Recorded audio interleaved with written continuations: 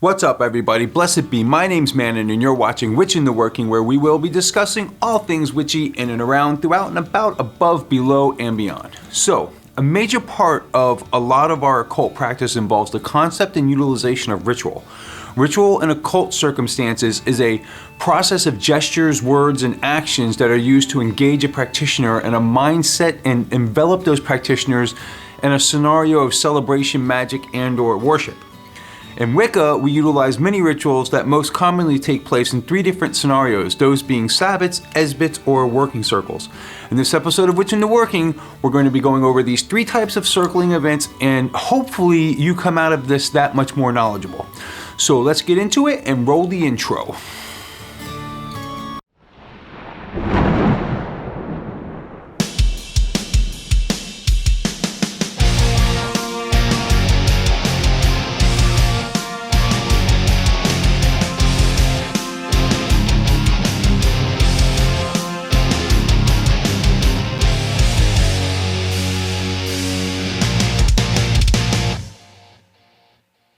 Welcome back, everybody. So throughout our careers and lives as witches and magicians alike, we'll be doing ritual quite a bit. And Wicca, as I've mentioned in previous videos linked above and below in the description, you fall into one of two categories, that of a solitaire or that of a coven worker. As a solitaire witch, you primarily work by yourself, and you, just like most everything else in life, it has its pros and cons. The same goes for a coven or group working witch. It has its pros and cons and isn't for everybody. As I've mentioned before, there are many variables that coincide with both circumstances, and in the end, you have to do what's right for you.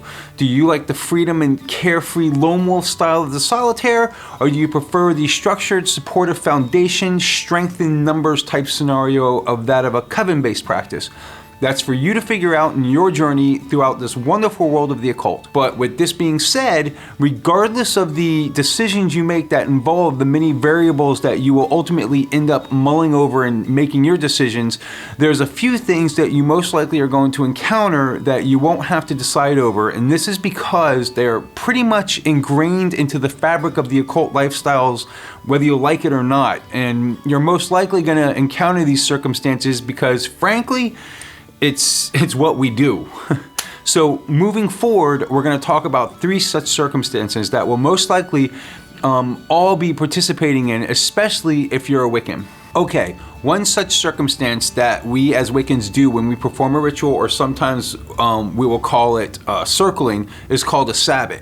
There are 8 Sabbats in a year, which are Imbolc on February 2nd, the spring equinox around March 20th, Beltane on May 1st, the summer solstice around June 20th, Lugnacid on August 2nd, the autumn equinox around September 20th, Samhain on October 31st, and finally the winter solstice around December 20th. The lesser Sabbats, the equinoxes and solstices, the dates change every year as they coincide with the actual seasonal change, whereas the greater Sabbats, Imbolc, Beltane, Lugnacid, and Samhain, have set dates, even though some are controversial on their exact date. For instance, some people celebrate Imbolc on the 1st while some on the 2nd, and the same goes for Lugnacid. Some celebrate on the 1st and others on the 2nd. These Sabbats celebrate the changing of the seasons and at the same time weave a story of our god and goddess within their fabric as to help explain our Lord and Lady's involvement in the structure of our everyday lives as Wiccans, especially in the magic and wonderment of our world around us and the many natural changes that occur both within and without our perspectives, bodies, minds, and souls. These Sabbats date back centuries throughout history, called by many different names in different cultures. Even though they were celebrated in different ways and labeled different names, and even contained in their structure different gods and goddesses per the region and culture of a particular person's, a lot of the European-based Sabbats celebrated the same concept per a specific time of the year. For instance, our Irish and Scottish ancestors had a specific celebration that involved the banishing of winter and the coming of spring, as did Germany 1,000 miles to the east. Again, they may have had different gods and goddesses worked into their worship and structure and even different stories, but the ritualistic concept remained the same, which would be the extinguishing of the cold, harsh winter months and the celebration of life and light of the warm spring and light half of the year to come. Practically, the Sabbats are the celebration of the changing of the seasons from winter to spring, spring to summer, summer to fall, and fall back to winter in a never-ending cycle that has been rolling on and over since before mankind walked this planet. Originally, the Wicca that we mostly know of today started out back with Gerald Brousseau Gardner, with only having the four major Sabbats of Samhain, Imbolc, Beltane, and Lughnasadh. Ultimately, in the process of resurrecting and recreating the religio-magic of Wicca, Gerald added in the four lesser Sabbats. Why did he add these in? You might think it was because he recognized the power and importance of the celebrations of the solstices and equinoxes at large. Yes and no. He wanted his covens to gather more frequently, and adding the four lesser Sabbats celebrated throughout history by multiple cultures was a great reason and circumstance to do so. Goddess bless him, and I couldn't be happier because I love the fall equinox. It's my favorite Sabbat, and I probably wouldn't be celebrating it today if he didn't bring it to the attention of others in our modern day societies. Magically and religiously, these Sabbats tell a story too. So yes, these celebrations pertain to the natural cycle of the seasons in life around us mundanely, but there's also a story behind these ancient rites that most Wiccans will acknowledge and adhere to.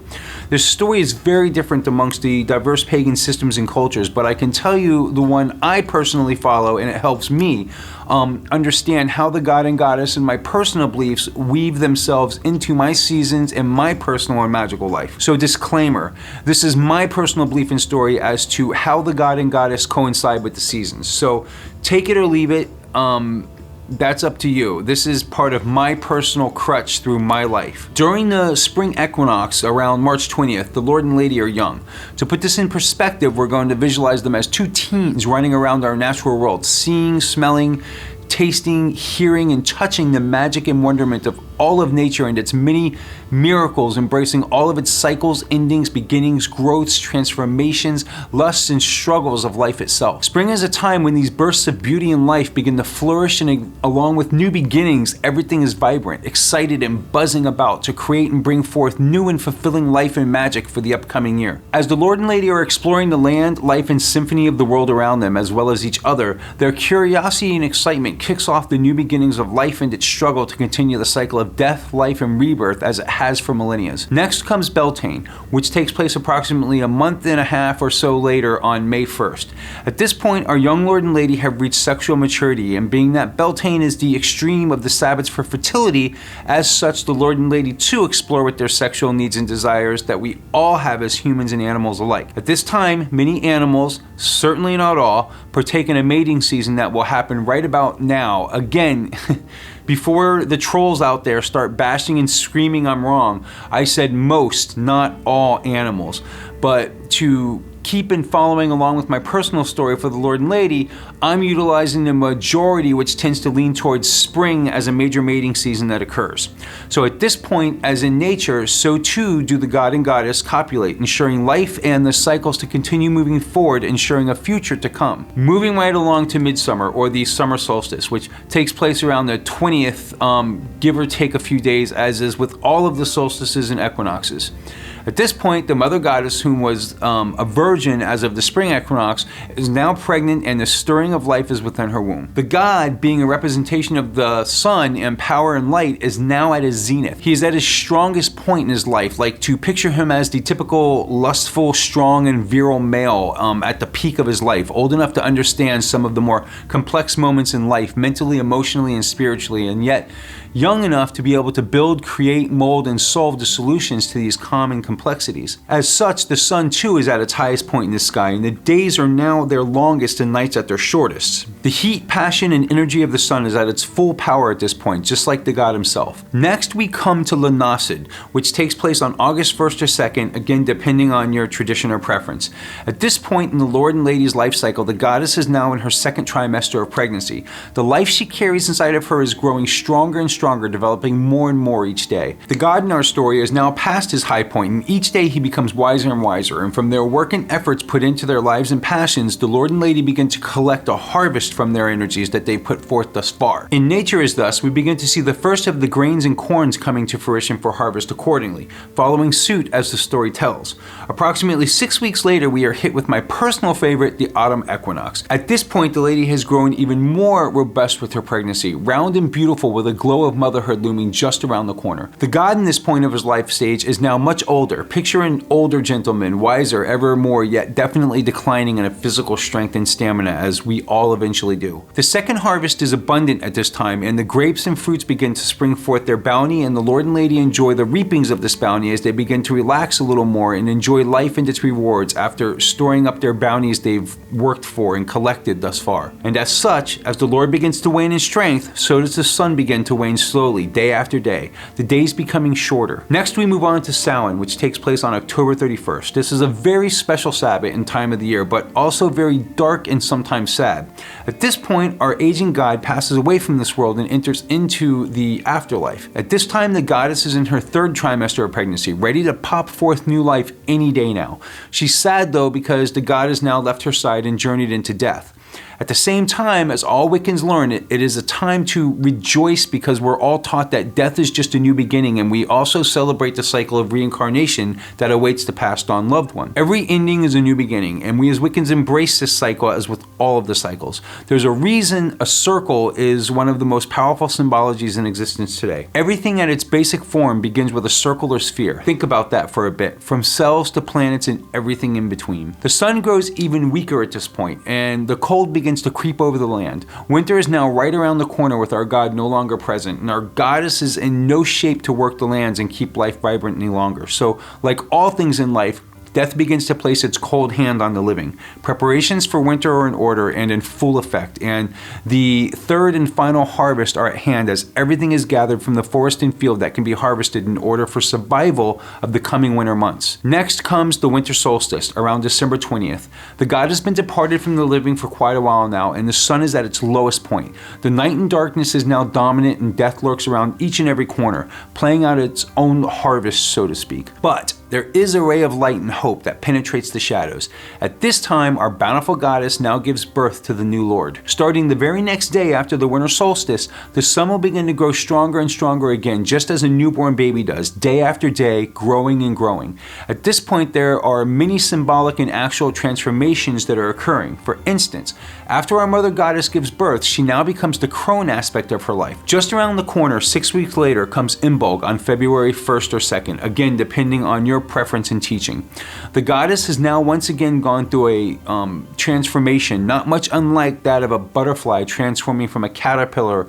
Our goddess has now gone through transformation from her crone stage back to that of the virgin. From here, the new virgin goddess and the god are depicted as innocent children preparing for their adventures in the outside world, where they will bring forth the spring and wash, rinse, repeat. We come full circle back to the spring equinox once again. So one such circle we utilize in Wiccan tradition are these celebrations of the Sabbath. So most covens will celebrate these Sabbats in a different manner, as in storyline, props, and ritual itself, but the theme will always be, for the most part, the same. Sabbats are a time where working or spells are performed at a minimum, with some traditions and covens cutting out spell work altogether during the Sabbats, as this is a time strictly for rejoicing and celebration, not working. A feast is almost always part of a Sabbat, and many times this is also a ritual where non-practicing family and friends are invited in the celebrations for those who wish to attend.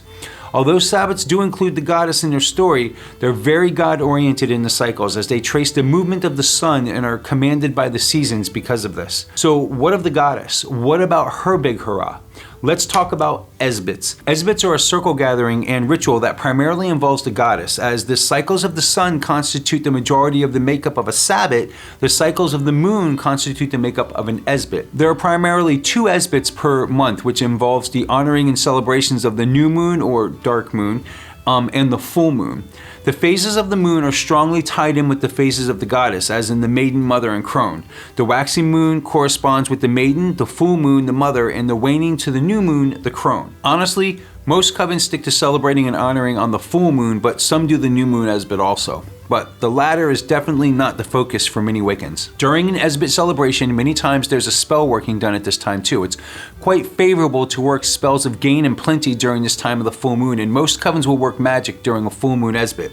Another common occurrence that takes place during a full moon Esbat is a very special activity called the drawing down the moon ritual. This is where a priestess or otherwise will invoke the goddess into herself, usually with the help of a priest figure, and speak the words of the goddess to her coven. This is called channeling. It's a practice that takes some time to master, but I recommend anyone who's Wiccan, witch, or other occult practitioner to definitely develop this skill, as it's life-changing to say the least. The same goes for a new moon Esbat. Drawing down can be performed here too. The only difference is that magic and spells worked during this time usually coincide with getting rid of or destroying something. Esbats are usually kept to the attendance of the immediate coven, unlike Sabbats that are usually open celebrations where all are welcome, pagan and pagan friendly. During an Esbat, it's time for serious work to be done, and the witches involved are busy in concentration and magical construction. Again, there are usually 12 full moon Esbats in a year, with the exception of a 13th moon every couple of years.